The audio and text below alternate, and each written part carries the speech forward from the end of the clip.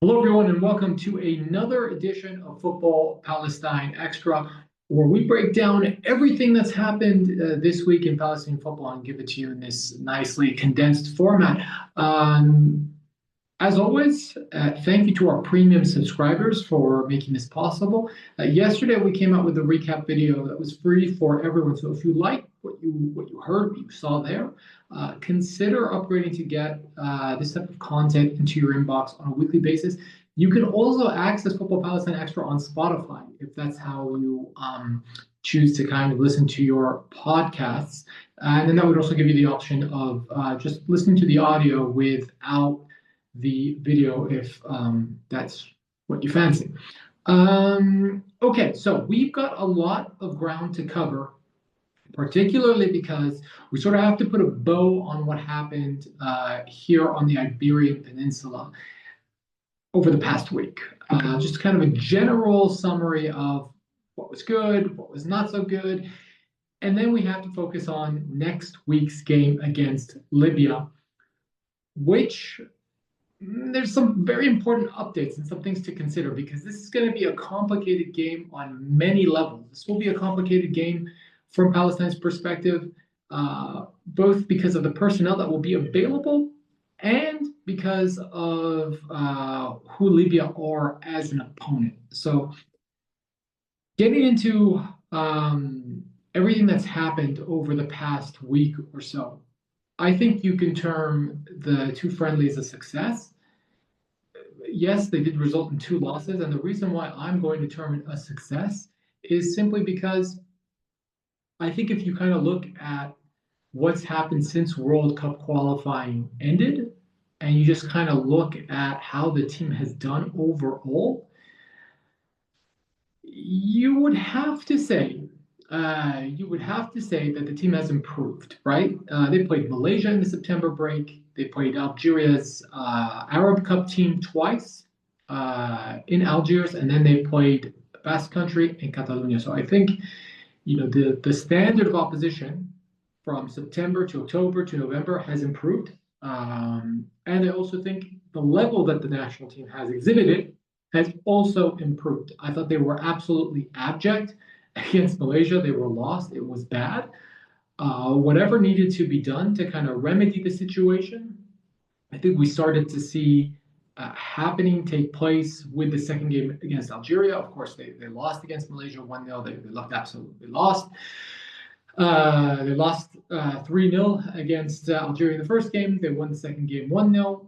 And then, okay, yes, you have two losses, but I do think we have to kind of look past that and really dissect the game itself and what happened. And I think one of the things we can really take stock in is Palestine really approached these two games as a friendly. And I think so many times in our recent past, we've approached friendlies as competitive matches. And there's been a lot of hand wringing. Like if you just go onto Facebook or Instagram and look at fans, read the comments, they're actually quite harsh.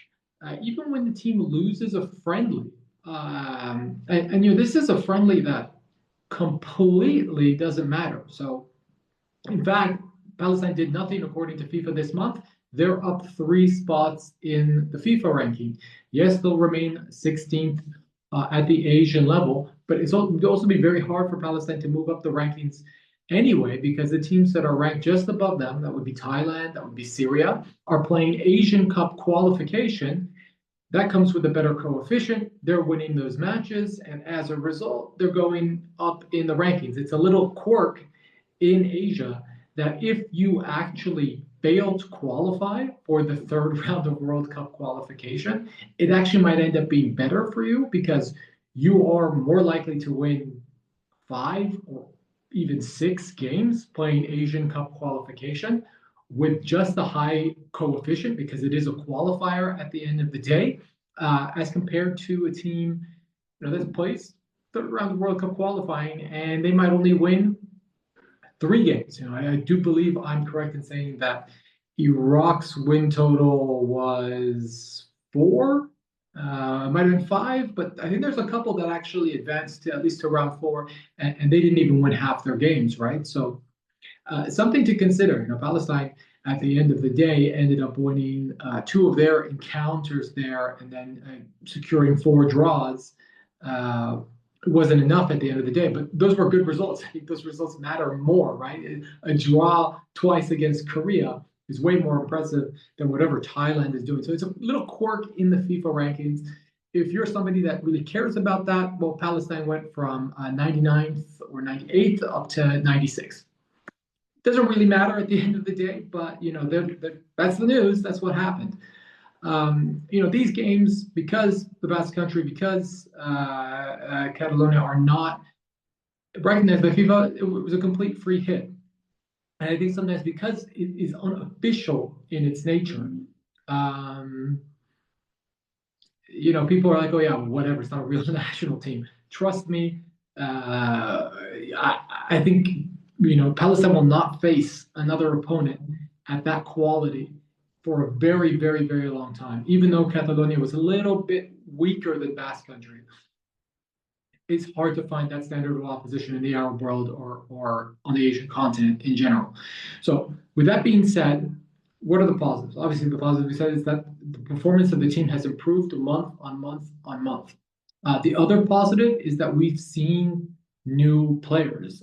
We knew nothing about Ahmed Al. Now we saw a lot of Ahmed Al because he got 2 starts and he's done quite well. From what I've heard inside the national team about the young man is that really good, will only get better. They realize that he has only had 1 season as a professional footballer under his belt. And so it can only get better for him as he starts to understand the game at a higher level, at a more tactical level. He will only become better. And I see a lot of Tamsil in him. So, he's tall, he's strong, he's fast, he's a hard worker. I see an heir apparent in the making. I thought he did incredibly well. If we're talking about captains, we've also seen maybe not an immediate succession plan, but now a little bit more clarity. Who's the backup right back? And it was almost by default that it was Moussa Firaoui. And if Moussa Firaoui wasn't playing at his club, he would still be trotted out as the backup right back. Now there are more options, right? Last month we saw Amit Solov to play at right back. We said, hey, that's an option. This month we saw Emilio Saba. Emilio Saba, really, really good. Had the opportunity to see Moussa Firaoui, the national team, in World Cup qualifying, also against Malaysia. Had an opportunity to see Amit Solov against Algeria. Had an opportunity to see Emilio Saba in these last 2 games. If Musab is not available, and you were to ask me who would you pick to be the backup right back, I would go, without hesitation, I would go with Emilio Saba. I think he's a really, really, really solid right back. Fast, can provide a little something going forward. Obviously, it's very hard to replace the crossing ability of Musab Al, but defensively solid. I think a lot more adept as a defensive right back than the other 2 options we have currently in the team. Who else did we say? Khalid Abdelhajj, who was he just turned 20 years old, the youngest guy in the national team. I saw a little bit of him, but you know what?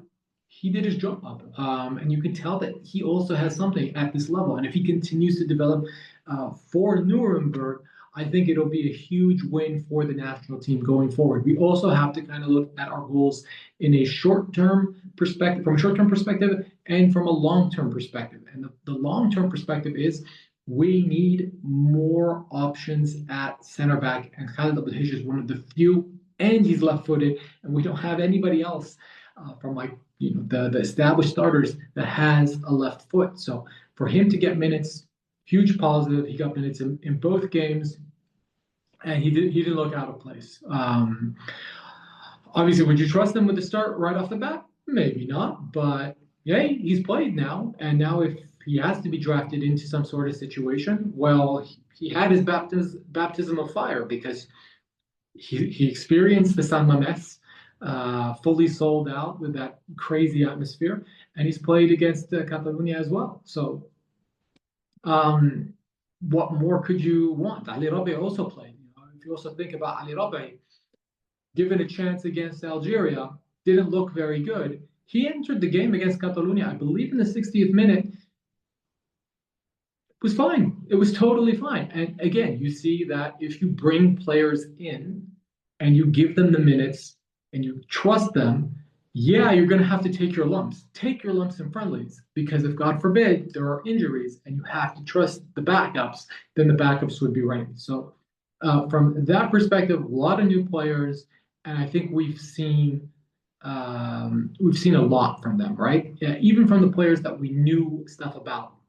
Left back, you know, in the last half of the year of this year, we have discussed, should it be Wajdi Nabhan? Should it be Ahmed Taha? And I think what we've learned now is that this is not really a toss-up. Yes, Wajdi Nabhan has certain elements to his game, but that's more going forward than it is defensively. And defensively, I think Ahmed